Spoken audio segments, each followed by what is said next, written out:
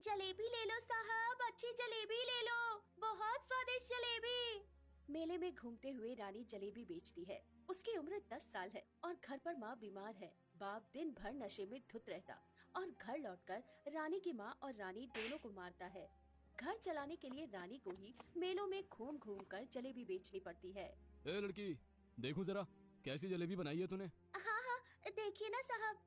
रानी ने अपनी बनाई हुई टेढ़ी मेढ़ी जलेबी दिखाई। वो देखकर वो आदमी हंसने लगा।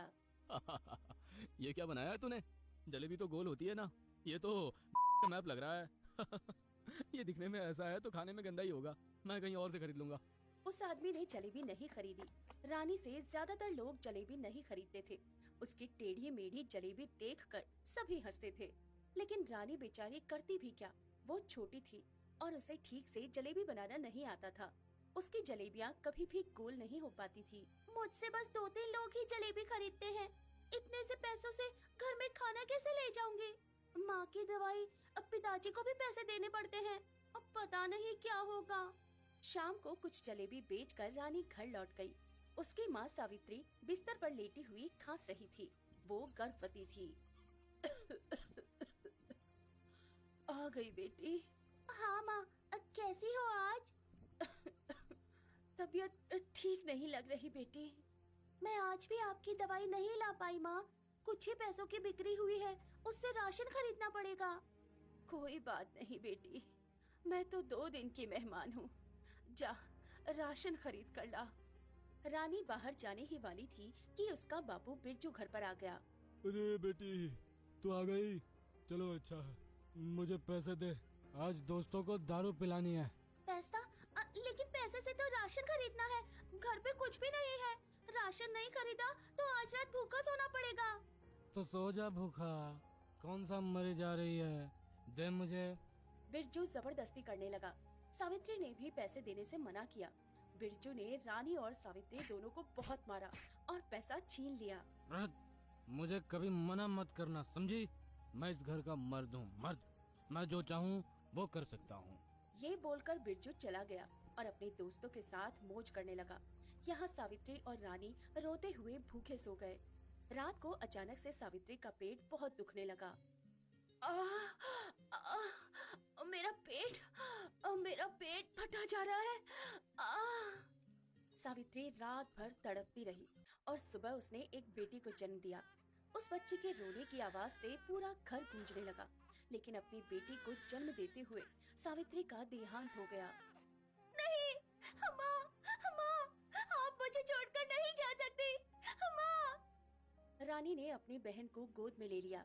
तभी नशे में धुत होकर बिरजू घर में घुसा। अरे सावित्री ने बच्चे को जन्म दिया है क्या? बेटा हुआ है ना मेरा?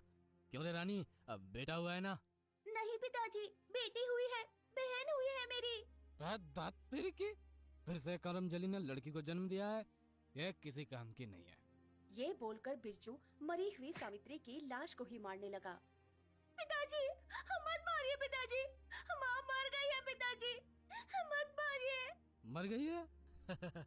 अच्छा हुआ, मरना ही चाहिए, बीमार पड़ी रहती थी करमजली।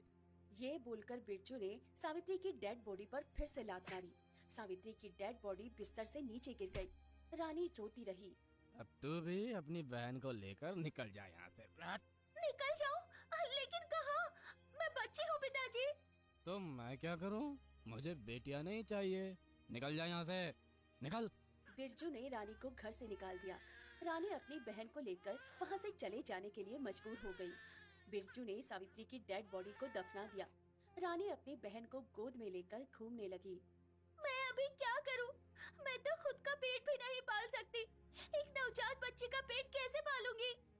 माँ, ये कैसी दुविधा है माँ? हे भगवान, ये कैसी परीक्षा है?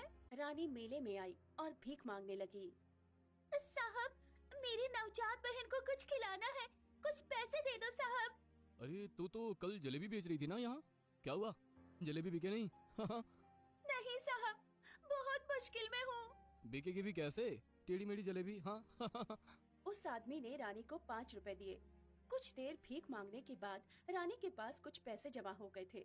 रानी ने उन पैसों से अपने लिए खाना और अपनी बहन के लिए दूध खरीदा। शाम ढलकर रात हो गई। मेला बंद हो गया और सब लोग घर चले गए।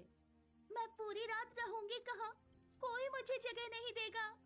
मेले के पास एक बांस का बगीचा था। रानी वहीं चली गई। मेले के अंदर एक जलेबी की दुकान थी। दुकानदार रात को जलेबी बनाने बैठा। अभी जलेबी बनाकर रखता हूँ, कल बहुत भीड़ होने वाली है। दुकानदार जलेबी बनाने लगा। रानी बैठकर देखने लगी। दुकानदार अपने सधे हुए हाथों से गोल गोल जलेबी बना रहा था। ये दुकानदार चाचा तो बहुत अच्छी जलेबी बनाते हैं, एकदम गोल गोल, अच्छी सी महक आ रही है। तो फिर मेरी जलेबी अच्छी क्यों नहीं बनती? रानी ने अपनी बहन को थोड़ा सा दूध पिलाया।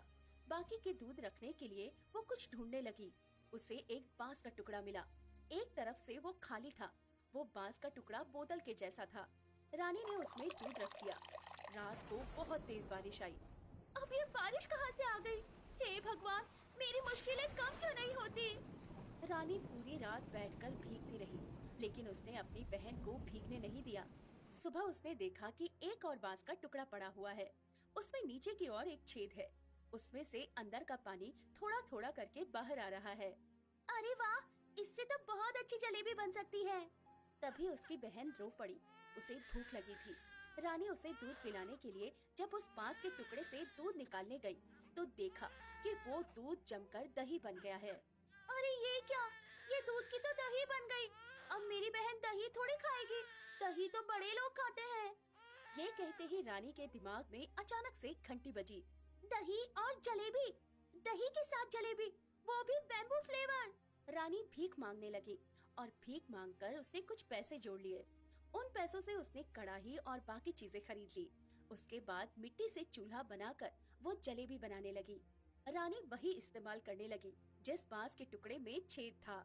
उसके अंदर जलेबी बनाने का मिश्रण डालकर वो कढ़ाई में छोड़ने लगी और पूरी तरह से गोल गोल जलेबियां बनकर तैयार हो गई।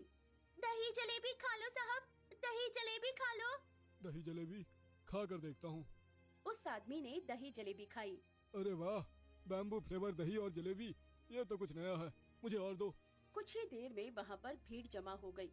सभी को बैम्बू फ्लेवर दही जलेबी चाहिए थी। उस दिन रानी की बहुत कमाई हुई। उसने रात को बैम्बू के अंदर फिर से दूध डालकर दही बनाने के लिए रख दिया। अगले दिन फिर से बैम्बू दही जलेबी बेचने लगी। इस तरह कुछ ही दिनों में उसने अच्छी खासी कमाई कर ली।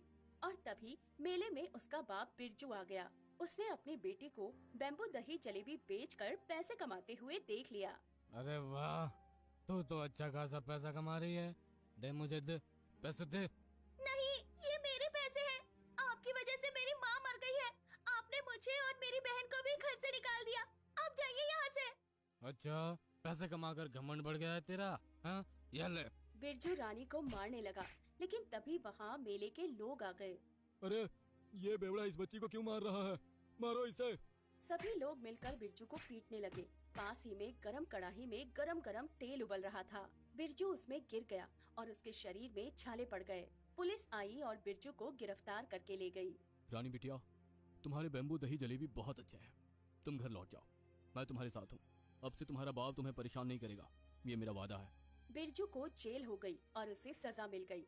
रानी को अपना घर मिल गया था। वो वहाँ अपनी बहन के साथ रहने लगी।